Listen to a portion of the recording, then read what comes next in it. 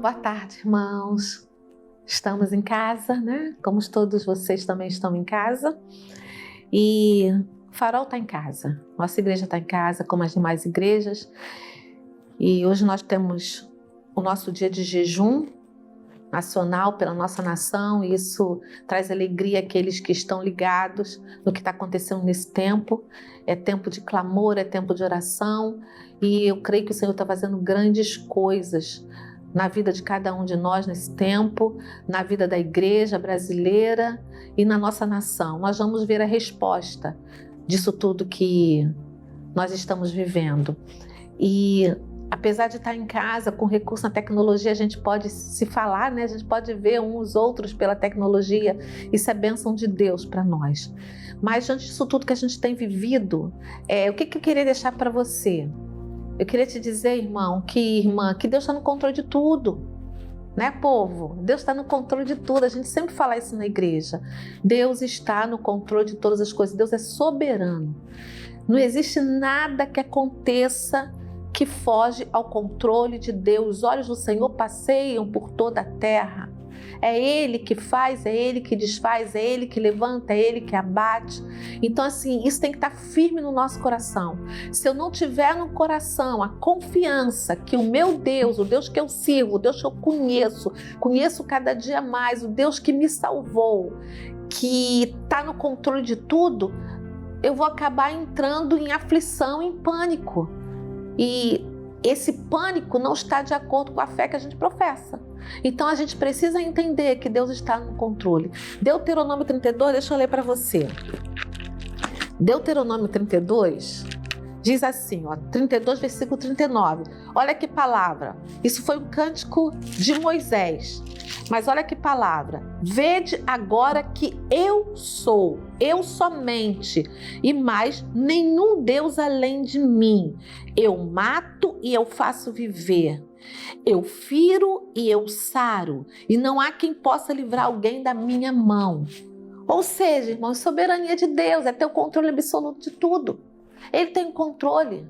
Mas o fato dele dizer que eu mato, eu faço viver, eu firo e eu saro, as pessoas podem pensar, porque ele fala eu mato, eu firo, que Deus é mau. Não, irmãos, não. Tudo Deus tem um propósito verdadeiro, um propósito bom. O caminho de Deus é perfeito.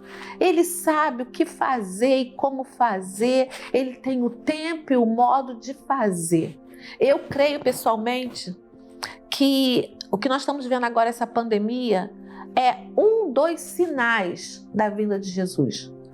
Não é o principal sinal, não é hoje, mas é um dos sinais da vinda de Jesus. E nós precisamos ter essa convicção e desejar que Jesus volte. Mas antes dele voltar, algumas coisas ainda vão se cumprir. Tem coisas para acontecerem. Mas a gente crê que é um dos sinais, porque Jesus falou no seu sermão, Lucas 21, Mateus 24, registram isso. Depois a gente pode ir lá, os irmãos podem ler isso aí. Mas a gente está assim, trazendo a palavra hoje para você entender o seguinte, que Deus está no controle, confia nele. Mas o fato dele estar no controle e eu confiar no seu amor, não significa que ele não esteja querendo falar comigo algo nesse tempo. Ele está falando com a igreja, irmãos. Ele está falando com a igreja para se voltar para ele. Ele está falando para a igreja para entrar no secreto com ele. Ele está falando para a igreja desenvolver um relacionamento com ele. Porque o fato de estarmos indo à igreja, cumprirmos o ministério, irmãos, não significa que a gente está em comunhão com ele, não. O irmão do filho pródigo estava lá na casa do pai, servindo o pai, mas ele não conhecia a essência do pai. E muitos estamos assim, servindo o Pai, mas não conhecemos o Pai. E o Senhor quer se dar a conhecer. Lá em Tiago, capítulo 4, a gente lê também, Tiago 4, 8, chegai-vos a Deus, Ele se chegará a vós outros. Purificai as mãos, pecadores, e vós que sois de ânimo dobre, limpai o coração. Afligi-vos, lamentai e chorai, converta-se o vosso riso em pranto e a vossa alegria em tristeza. Humilhai-vos na presença do Senhor e Ele vos exaltará. É esse o tempo que a gente tem visto o Espírito falar, que é tempo de se voltar para Ele, irmãos. É tempo de arrependimento. É tempo de eu pedir, Senhor, me ajuda a melhorar. Há pouco tempo a gente pregou com esse tema, me ajuda a melhorar, Senhor. É esse o tempo da gente parar, se analisar. Eu, de fato, vivo como filho de Deus. A gente fala tanto da identidade. Eu fiquei me lembrando ontem dos amigos de Daniel e Daniel quando foram levados para a Babilônia, por Nabucodonosor, e que eles foram,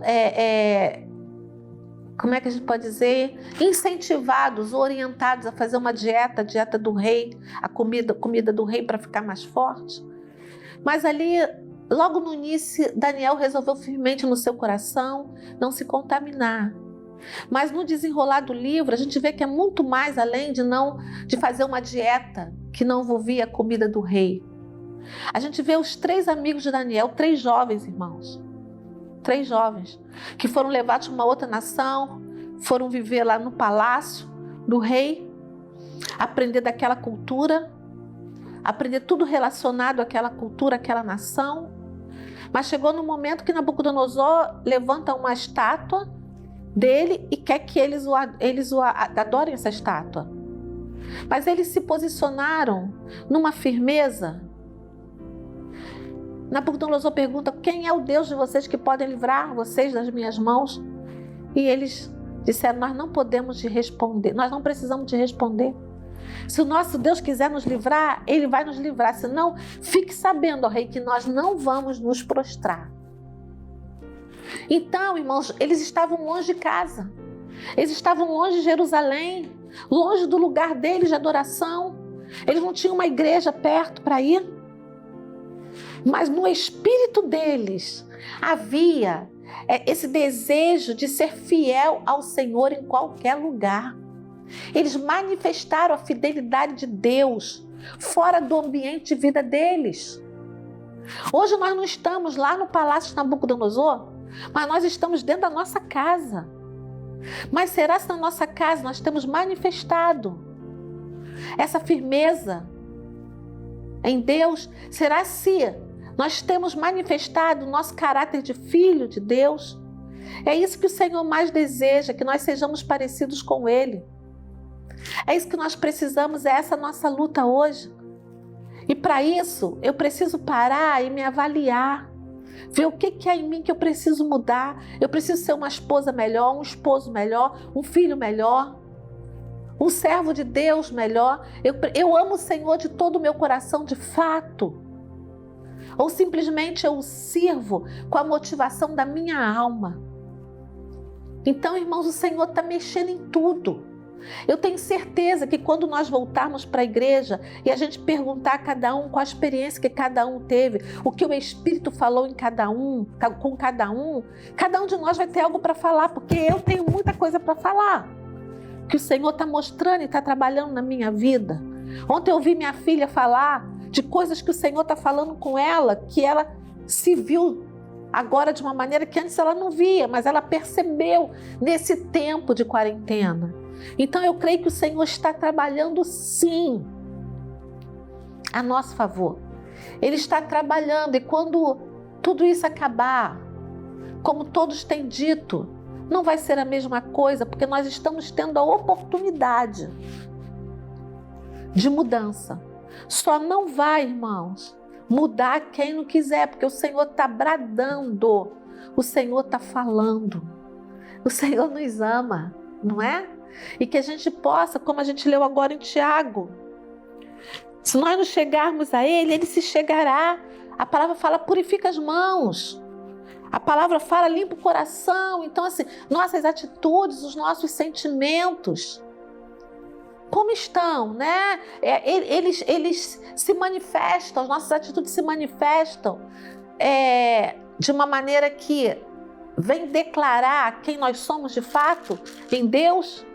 E a palavra fala: se aflige, lamenta, chora, converte o riso em pranto, está falando de quebrantamento, está falando de arrependimento, está falando de se humilhar na presença do Senhor e Ele vai nos exaltar. E eu creio nisso, irmãos. Eu creio que o Senhor vai restaurar a igreja brasileira.